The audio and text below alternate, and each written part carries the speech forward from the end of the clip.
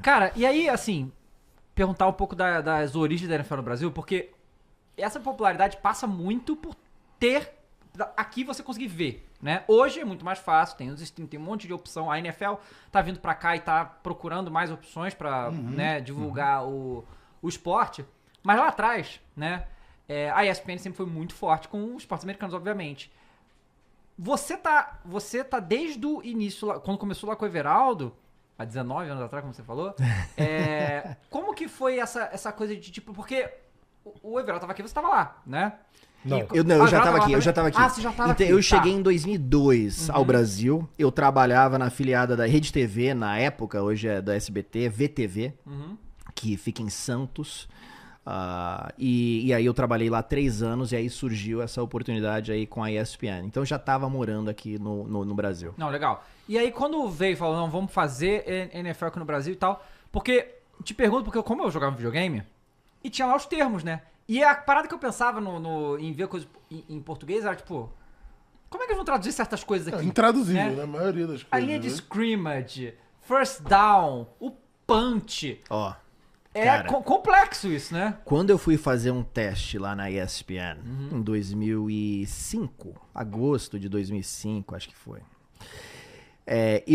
Eu peguei um jogo da temporada anterior, porque agosto ainda é pré-temporada, né? Acho que eu fiz, foi em agosto, então não tinha jogos pra eu ver, gravar e estudar o que os brasileiros estavam falando, porque eu tava tão acostumado, que eu fui criado nos Estados Unidos com os termos todos em inglês. Eu não sabia como que eu ia falar em português. Então eu peguei um jogo da temporada anterior, lá com a ESPN, pra eu estudar o jogo, não o jogo, mas estudar e anotar tudo que os caras estavam falando em português, cara. Porque aqui cabe o contexto. Por quê? Os narradores da ESPN, quando não existia ainda uma ESPN no Brasil, já traziam a NFL para o Brasil. Narradores verdade. que moravam nos Estados Unidos, Sim. falando português, narrando em português Sim. pro Brasil. Então isso já vem de antes, não começa em 2006. E a sede ia mudar. E tem a Bandeirantes Isso. com Luciano do Vale, tem todo esse tipo de aproximação. Essa é uma sementinha que começou a ser plantada muito tempo antes. Isso, E anos que aí a 90. ESPN, a partir de 2006, passou a regar e adubar com força. Exatamente, porque a sede era em Bristol, em Connecticut, lá nos Estados Unidos. Tá? Então os brasileiros moravam lá. E aí ia mudar pra São Paulo, mas eles iam ficar lá, eles moravam nos Estados Unidos, então esses brasileiros não iam vir pro Brasil. Então eles precisavam de novos narradores e comentaristas, e aí que eu entrei na equação, né? Mas eu não sabia como que eu ia falar rushing yards, receiving yards, e aí eu fui anotando termos também, né? Porque eu pensava tudo em inglês. Cortar a linha de passe, olha. E aí eu fui anotando tudo que os caras falavam, cara. E aí eu coloquei o meu jeito lá no negócio, né? E aí fiz o teste e acabei passando. Gostaram e aí eu continuei na ESPN. Mas pra mim foi um desafio, cara. Porque os primeiros 5 anos aqui no Brasil, 5, 6 anos, eu pensava em inglês e traduzia pro português. Eu fico até lisonjeado que tem gente que critica o meu sotaque hoje, porque isso quer dizer que eu não tenho mais um sotaque de americano falando português, né? Eu falei assim, o que esse cara com sotaque bom em português tá falando os termos assim como americano, né? Eu falei, ótimo, então quer dizer que ele tá falando português direito. E tem coisa que não é traduzida até hoje. A linha de scrimmage é a linha de scrimmage. Pois é, como é que você... Não tem... É a linha de screen. O problema é que às vezes tem termos em inglês que são desnecessariamente usados. Então, isso acontece muito. Mas, por exemplo, você não vai trocar running back, é a função do cara. Sim, você não vai trocar wide receiver, você pode falar recebedor? Pode. Mas falar wide receiver também tudo bem. Mas aí vem os exageros. Por exemplo, um negócio que pegou total... Pegou. Ninguém tira mais. Pra mim é sempre camisa de time. A molecada hoje fala jersey. Jersey. É. Né? Jersey.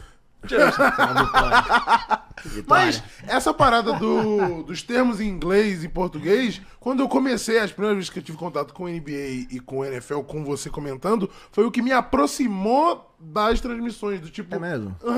Porque eu entendia do tipo, pô, eu tô conseguindo extrair a cultura de lá... Legal.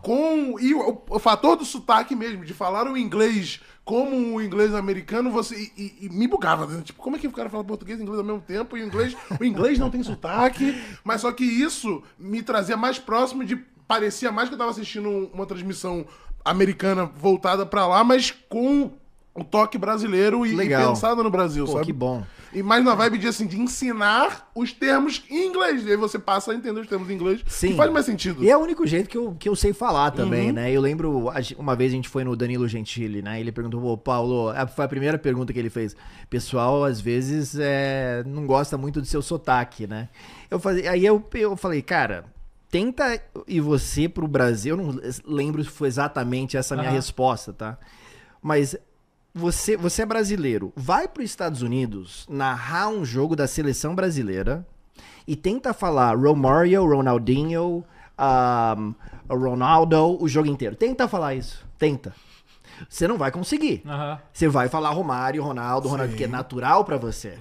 Entendeu? Então, assim, pra eu falar Johnson, eu não sei se é Johnson ou Johnson, porque é Johnson, né? Que é o natural pra mim. Então, pra mim é uma coisa normal. É o único jeito que eu sei falar, né? Agora, por exemplo, John Montana... Meu sogro fala que você fala Filadélfia de um jeito que ninguém fala no Brasil. Então, Filadélfia. Então, mas aí é engraçado, né? Porque as cidades, Boston, eu falo Boston, é natural pra mim. Dallas, né? Porque é normal. A não assim, ser quando você canta a música do Dallas Cowboys, né? Dallas Cowboys, Dallas Football. Aí tem que cantar direito, né? Tem que cantar direito. Mas assim, eu não vou falar Miami Dolphins, né? É Miami, cidade de Miami. Mas tem alguns nomes, assim, Dan Marino, Joe Montana, que são nomes meio latinos, assim, né? E aí é normal. Mas, cara, LaDainian Tomlinson. Eu não sei como que eu vou falar LaDainian Tomlinson de uma forma diferente. Eu não sei. Entendeu? Então eu acabo falando assim mesmo, né? Não, mas isso é o nome Mas do cara, agrega, assim, cara. Isso é uma parada que agrega. Tem não, gente total, que gosta. agrega. Tem E gente assim, que- tem muitos nomes, todos os times, quando você pega a relação pra estudar o time tem um pronunciation guide. Que alguns nomes são tão óbvios ali, mas tão óbvios, que você fala diferente do que é óbvio. O jeito de falar é diferente. Então eles colocam tudo isso ali. E outras modalidades fazem isso. Por exemplo, tênis. Você vai lá vou pegar aqui o mais famoso dos dias atuais. Tem um holandês que se chama Botic van de Zandschulp. Ninguém acertava o nome do cara. Até a ATP e a WTA, as duas entidades, colocarem lá um sinalzinho da caixinha de som e eles fazem o cara gravar, grava aí o seu Como é nome. que você fala? Aí você vai lá e você vai falar o nome do cara certo. Porque, cara, é a mesma coisa que eu chegar aqui e te chamar de Pauló. É Pauló? Pois é. A aceitação do seu nome não é. Mas isso acontece no futebol também, na verdade, porque. E isso que é doido, porque vários campeonatos são transmitidos em várias coisas O diferentes. Fofaná, eu não sei se é Fofana ou Fofaná até Exato. hoje. É isso. Não, aquele lá, É francês, você acentua o último. Acentua a última sílaba. Como é que é o nome do mano lá? Cravasquelha? Cravasquelha. Isso aí, sei Varatskhelia. lá, é assim que fala? Varatskhelia. Isso aí. E tem umas coisas. Ô, né? mas o Nardo é bom, hein, cara? Não. Ele fala, porque todo mundo aqui fala Peyton Manning. Ele não. Fala Peyton aí. Manning. Peyton Manning. Né? É aquele tempo pra dentro. Peyton. Peyton. Eu gosto. Ele ia esforçar, cara.